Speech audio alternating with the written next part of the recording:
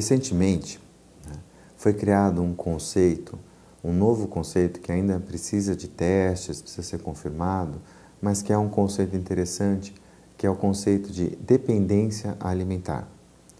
Nesse conceito, se preconiza o seguinte, que a obesidade é relacionada com um comportamento alimentar e que esse comportamento alimentar é muito semelhante ao comportamento da dependência química, só que relacionado com a alimentação, né? Obviamente, o conceito de dependência alimentar é diferente do conceito de dependência química. Por exemplo, eu posso parar de beber, né? E isso fazer bem para mim, mas eu não posso parar de comer, né? Então, tem essa diferença. Mas quando a gente fala de dependência alimentar, na verdade a gente está se referindo a alimentos hipercalóricos e hiperpalatáveis, né? Trocando em miúdos, o que é bem gostoso e que engorda muito, né? Então, são desses tipos de alimento que a gente está falando, né? E da onde vem isso, né? Primeiro, é a semelhança entre o comportamento alimentar da pessoa que tem obesidade e o comportamento de procura de drogas relacionado a várias drogas lícitas ou ilícitas, e as pessoas notaram uma semelhança em relação a esses dois comportamentos. Por exemplo, né? Nos dois comportamentos existe a fissura, né? O que é a fissura? É um intenso desejo, uma tensão, uma vontade de usar a substância ou de comer um determinado alimento, aquele alimento preferido, né? Geralmente, como eu falei para vocês, hipercalórico e hiperpalatável. Quando tenho um problema de obesidade, quando eu tenho, por exemplo, também compartilho o diagnóstico de transtorno compulsivo periódico alimentar, eu tenho essa tensão, essa fissura que me leva, que me impele a consumir grandes quantidades daquele alimento, né?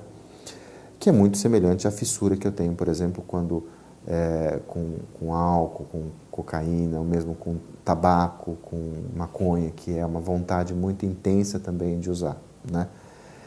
E quando eu vou consumir, eu acabo consumindo muito mais do que eu tinha planejado. Então, por exemplo, acho que eu vou comer só um pouquinho, acabo comendo muito. É muito semelhante, por exemplo, ao álcool. Acho que eu vou beber só um pouquinho e acaba bebendo de monte. Isso acontece com pessoas que têm, né, problema de alcoolismo.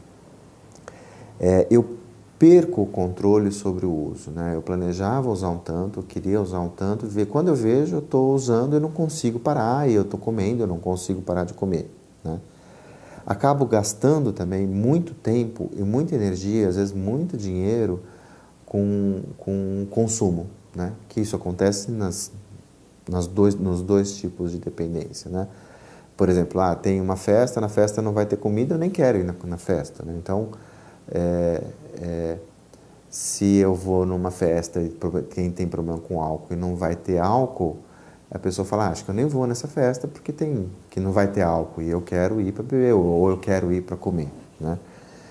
Outra coisa que acontece também é quando eu paro, né, de consumir, eu sinto uma abstinência, né? Que pode ser, por exemplo, irritabilidade, ansiedade, angústia, que é o que acontece muitas vezes quando uma pessoa que tem problema com comida entra em regime, por exemplo, ou não consegue comer por um determinado período de tempo. As reações são muito mais intensas do que em pessoas magras, né? Então, essas são as semelhanças, vamos dizer assim, clínicas, né, de comportamento entre um tipo de dependência e outros tipos de dependência, né? Além disso, né, muito tem se estudado sobre isso e foi averiguado que tanto estudos psicológicos quanto de neuroimagem mostram um padrão de funcionamento cerebral, um padrão de funcionamento comportamental muito semelhante entre as pessoas que são obesas e as pessoas que têm problema de dependência química, né? Não só isso, por exemplo, é muito comum um relato de casos onde a pessoa, depois de submetida a uma cirurgia bariátrica para emagrecer, ela emagrece, mas começa a desenvolver problemas relacionados com o uso de substâncias, por exemplo, cocaína, álcool, né, de consumir grandes quantidades de álcool após a cirurgia bariátrica, como se a pessoa trocasse de dependência, né? Outro fator importante nesses estudos é a alta prevalência de dependência química em famílias de obesos. Então, quando você faz estudos familiares, né, quando numa família tem uma pessoa que tem problema de obesidade, existe naquela família uma chance maior de ter problemas relacionados a álcool e outros tipos de droga, né? Juntando todos esses fatores, né, que eu descrevi para vocês, muito tem se falado ultimamente sobre a dependência alimentar e novos estudos estão surgindo, né?